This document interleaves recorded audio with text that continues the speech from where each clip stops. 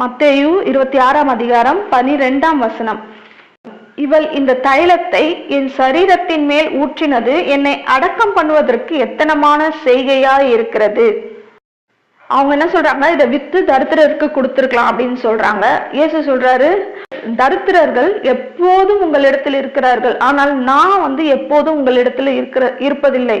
இவ எதுக்காக இந்த காரியத்தை செய்யறான்னா, என்னை அடக்கம் பண்ணுவதற்கு ஏதுவாக இந்த காரியத்தை செய்து கொண்டிருக்கிறாள். ஏன்னா அடக்கம் பண்ணா என்ன பண்ணுவாங்க, பரிமள தைலம் எல்லாம் போட்டு அதை பதப்படுத்தி தானே அந்த சரீரத்தை வைப்பாங்க.